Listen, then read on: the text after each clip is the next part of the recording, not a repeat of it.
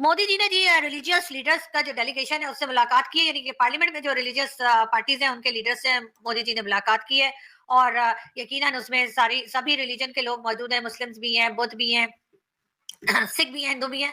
और मोदी जी का कहना यही है कि जी उनको बहुत अच्छा लगा इन लोगों से मिलकर, और ये एक बहुत बड़ा इनका कंट्रीब्यूशन है भारत की प्रोग्रेस में, भारत की तरक्की में। जो रिलीजियस स्कॉलर्स या रिलीजियस पार्टीज हैं और उनके लीडर्स हैं, उनका भी बहुत हाथ है। पाकिस्तान की तरह जो कहा जाता है ना कि हमारे यहाँ हम बड़ा कहते हैं कि जी हमारे यहाँ जी रिलीजियस स्कॉलर्स जो हैं वो बड़ा इंपॉर्टेंट रोल प्ले करते हैं, लेकिन हम उसमें माइनॉरिटीज को काउंट नहीं करते। लेकिन भारत में उन्होंने माइनॉरिटीज को काउंट किया है और कहा है कि जो माइनॉरिटीज के लीडर्स हैं वो जो है पार्लियामेंट में यानी जो मौजूद है, उन्होंने मोदी जी से मुलाकात की है। और यकीनन ये एक ऐसी चीज है जो पाकिस्तान को भी सीखनी चाहिए। इंडिया इस टाइम दुनिया की बड़ी इकोनॉमी है, पांचवी बड़ी इकोनॉमी है। आपके पास मौका है कि आप ऐसे मुल्क में रह रहे हो। इंडिया इस टाइम चांद पे जाके बैठ चुका हुआ है। मैं मुसलमानों से ये बात कर रहा हूँ कि आपके पास मौका है कि ऐसे मुल्क में रह रहे हो। पूरी दुनिया में इंडिया का नाम है, आपकी इज्जत है, आपकी वैल्यू है, आपके पासपोर्ट की वैल्यू है, आपकी अपनी वैल्यू। पता है मैं आपको कुछ तो ज़ालिमों, मोदी सेल्फी में छा रहा है और हुआ ये है कि अब प्रेज़िडेंट मैक्रोन ने भी जो मोदी साहब के साथ सेल्फी लेते हुए नज़र आ रहे हैं। सर वो अच्छा हमने ये नहीं देखा कि भारतीय वज़ीर-ए-आज़म नरेंद्र मोदी साहब किसी के साथ अपनी सेल्फी ले रहे हैं या पिक्चर बना रहे हो। हमने हमेशा ये देखा है कि दूसरे जो लीडर्स हैं, जो कि दुनिया के बड़े लीडर्स हैं, सुपर पावर्स के कंट्रीज़ जो हैं, उनके प्राइम मिनिस्टर, प्रेज़िडेंट्स मोदी साहब के साथ सेल्फी लेना बड़ा फ़ख्र समझते हैं। भारत के जो हुक्मरान हैं हम उसको अप्रिशिएट कर रहे हैं, कम से कम कि वो उन गरीबों को, तो बेशक उनकी रिलीजियस अलग है, बेशक उनकी कल्चर अलग है, बेशक उनकी लैंग्वेज अलग है, हम इस चीज़ को मानते हैं एज अ ह्यूमन कि उन लोगों ने उन गरीबों की मदद की है जिनको सबको मिल के रहने का हक है, उनको उठा के उन लोगों ने एक प्लेटफॉर्म दिया है।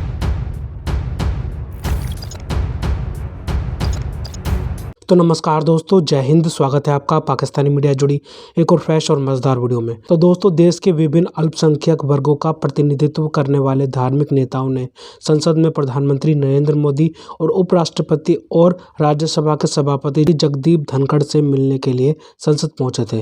इन धार्मिक नेताओं ने संसद की कार्यवाही भी देखी। विभिन्न धार्मिक नेता इस दौरान प्रधानमंत्री नरेंद्र मोदी से काफ़ी प्रभावित नजर आए। सभी नेताओं ने एक स्वर में देश को आगे ले जाने के लिए पीएम मोदी को धन्यवाद कहा। सभी ने कहा कि प्रधानमंत्री नरेंद्र मोदी के नेतृत्व में आज देश फिर से विश्व गुरु बनने के करीब है। इसी विषय पर पाकिस्तानी मीडिया का जोरदार रिएक्शन आया है। पाकिस्तानी मीडिया अपने डिबेट शोज में चर्चा कर रही है कि ऐसा दृश्य भारत के सिवाय कहीं देखने को नहीं मिल सकता, जिस तरह पीएम मोदी सभी धार्मिक गुरुओं से मिलते हैं। तो दोस्तों, देखते हैं इस विषय पर पाकिस्तानी मीडिया और क्या बोल रही है अपने डिबेट शोज में, उनका कैसा रिएक्शन है इस टॉपिक पर। तो दोस्तों, ज़्यादा समय बर्बाद ना करते हुए हम शुरू करते हैं इस बार इंटरेस्टिंग और मज़ेदार वीडियो को। आप जल्दी से हमारे यूट्यूब चैनल को सब्सक्राइब कर दीजिएगा। मोदी जी ने जी रिलीजियस लीडर्स का जो डेलीगेशन है उससे मुलाकात की है, यानी कि पार्लियामेंट में जो रिलीजियस पार्टीज हैं उनके लीडर से मोदी जी ने मुलाकात की है। और यकीनन उसमें सभी रिलीजन के लोग मौजूद हैं, मुस्लिम्स भी हैं, बुद्ध भी हैं, सिख भी हैं, हिंदू भी हैं। और मोदी जी का कहना यही है कि जी उनको बहुत अच्छा लगा इन लोगों से मिलकर, और ये एक बहुत बड़ा इनका कंट्रीब्यूशन है भारत की प्रोग्रेस में, भारत की तरक्की में।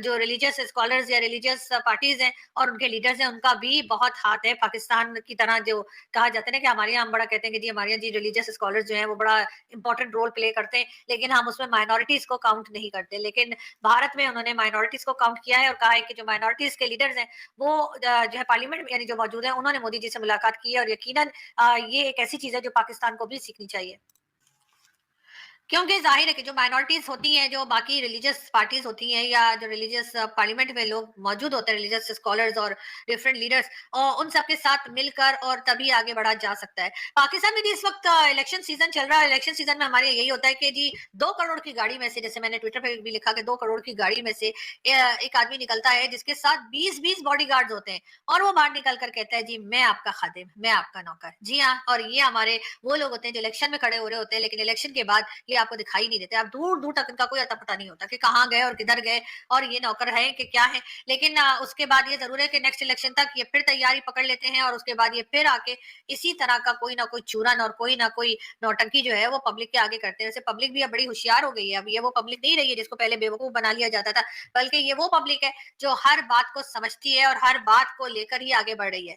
बात हम कर रहे थे कश्मीर की। जी हाँ, कश्मीर डे जो है वो मनाया गया कल, और हमारे जो आजकल प्राइम मिनिस्टर है काकड़ साहब काकड़ साहब का भी यही कहना था कि हम कश्मीर के साथ खड़े, यानी कि हम इंडियन कश्मीर के साथ खड़े। तो मैं ये कहना चाह रही हूँ कि सर पहले अपने वाले साइड पे जो कश्मीर है उनके साथ तो खड़े हो जाइए। वहां तो आप लोग ना जाते हैं, ना खड़े होते हैं, ना बैठते हैं, ना कुछ पूछते हैं, ना उनके कोई प्रॉब्लम सॉल्व करते हैं। हाँ, जो उधर बॉर्डर के उधर कश्मीर है उसके लिए बड़ा कहते रहते हैं हम उनके साथ खड़े हुए।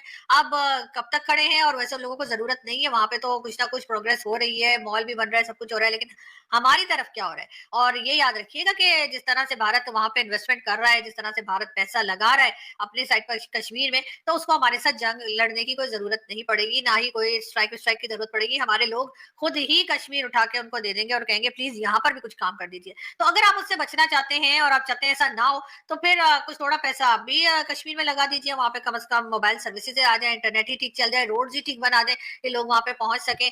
और वहां के लोगों से बात हो तो उनसे पूछिए कि जी ये प्रोटेस्ट किस सिलसिले में। आपने देखा होगा कि अब तो हर जगह पे ये बात हो रही है, ना सिर्फ पाकिस्तान के सोशल मीडिया पे बल्कि इंटरनेशनल मीडिया पर भी ये बात चल रही है कि पाकिस्तान में इस तरह के प्रोटेस्ट चल रहे हैं। लेकिन हमारे पॉलिटिशियंस को सिवाय इलेक्शन, वो भी ऐसा इलेक्शन जो पहले से ही डिसाइड किया हुआ है कि किसने आना है और किसने जाना है और किसने नहीं आना है, किसने हिस्सा भी नहीं लेना है, सब कुछ हो चुका। लेकिन उस इलेक्शन के खेल में हम ये नहीं देख रहे कि हमारे लोग किस तकलीफ में है, चाहे वो आजाद कश्मीर के हों, चाहे वो केपीके के हों, या चाहे वो गिलगित बल्तिस्तान हो, या फिर चाहे वो बलूचिस्तान हो। और उसके बाद जब कुछ ऐसा वैसा कुछ हो गया, जो कि आपको पता ही है कि वो 71 में और क्या कुछ हुआ था, तो फिर कहेंगे कि जी वो तो उसने साजिश कर दी और वो तो उसने साजिश कर दी। ये नहीं देखेंगे कि हमारे क्या करतूत थे और हमने क्या गलती की और हमने किस तरह से लोगों को परेशान किया। वो देखिए, अब इधर पाकिस्तान में आपने कहा कि हिंदू या क्रिश्चियन इतने बड़े लेवल पे इकट्ठे होके पाकिस्तान को ऐसे लफ्ज नहीं बोल सकते जो इंडिया में खड़े होके इंडियन के लिए और इंडिया के लिए इतने बड़े लफ्ज बोल रहे हैं। कुत्तों का दौर है, मुसलमान ये बात कर रहे हैं, और हमारा दौर आना है, और अभी एक और जंग बाकी है, एक और मैदान लगना है। तो सर आप प्लीज ऐसी बातें ना कीजिए। देखिए हम पाकिस्तान में खड़े होके ना, हम लोग ये बात नहीं कर सकते। भाई एक सवाल ये है, इस टाइम पे मौका किसके पास, चांस किसके पास ज्यादा है, इंडिया के मुसलमानों के पास या पाकिस्तान के मुसलमानों के पास, कि वो डेवलपमेंट की तरफ जाएं, कि वो क्या नाम लेते हैं पूरी दुनिया में, अगर लेट्स सपोज कोई वाकई में खिदमत करना चाहता है मजहब की, इस्लाम की, तो इमेज बेहतर कर पाए, किसके पास ज्यादा मौका है कि वो बेहतर से बेहतरीन तरीके से जो है वो एक इमेज बेहतर कर? देखिए शुएब भाई, आपने बहुत प्यारा सवाल पूछा। देखिए मैं सबसे पहले, हमारे पास ऐसा मौका नहीं है। सबसे बड़ी बात मैं आपको बताना चाहूँ, रीजन भी बताए ना, देखने वाले ये कहेंगे क्यों नहीं मौका। मैं बताता हूँ सर, इंडिया इस टाइम दुनिया की बड़ी इकोनॉमी है, 5वीं बड़ी इकोनॉमी है। आपके पास मौका है कि आप ऐसे मुल्क में रह रहे हो। इंडिया इस टाइम चांद पे जाके बैठ चुका हुआ है। मैं मुसलमानों से ये बात कर रहा हूँ कि आपके पास मौका है कि ऐसे मुल्क में रह रहे हो। पूरी दुनिया में इंडिया का नाम है, आपकी इज्जत है, आपकी वैल्यू है, आपके पासपोर्ट की वैल्यू है, आपकी अपनी वैल्यू। पता है, मैं आपको एक और चीज बताता चलूं, ये इंडियन मुसलमानों को ये मैं बात करना चाह रहा हूँ। देखिए पाकिस्तानी मुसलमान दुनिया की किसी कंट्री में जाता है ना, तो उसकी इतनी वैल्यू नहीं होती। इंडियन मुसलमान की बहुत वैल्यू है। हमारे पासपोर्ट को वो इज्जत नहीं दी जाती जो आपके पासपोर्ट को इज्जत दी जाती है। तो मैं इंडियन मुसलमानों को ये बताना चाह रहा हूँ कि आप एक बहुत अच्छी कंट्री में रह रहे हैं, क्योंकि आपकी कंट्री डेवलप हो रही है। दुनिया की 5वीं बड़ी इकोनॉमी आप लोग बन चुके हुए हैं, तो आपके पास मौका है। आपको अब मजीद ये चाहिए कि इंडिया, देखिए मैं पाकिस्तानी हूं ना, तो मैं अपने पाकिस्तान की बात करूंगा कि मैंने अपने पाकिस्तान को ऊपर कैसे लेके जाना है, मैंने पाकिस्तान में यूनिवर्सिटियां कैसे बनवानी है, मैंने पाकिस्तान को, चलो दुनिया की 5वीं बड़ी इकोनॉमी नहीं, दुनिया की बड़ी 5वीं 10वीं इकोनॉमी कैसे बनाना है, मेरी ख्वाहिश ये होगी। तो मैं इंडियन मुसलमानों को भी मैसेज देना चाहूंगा कि आपकी भी ख्वाहिश ये होनी चाहिए कि ना कि आप इस तरह बड़े बड़े बयान दें। आपको चाहिए कि अपने बच्चों को यूनिवर्सिटी, टेक्नोलॉजी, इन चीजों में आगे लेके जाएं। ये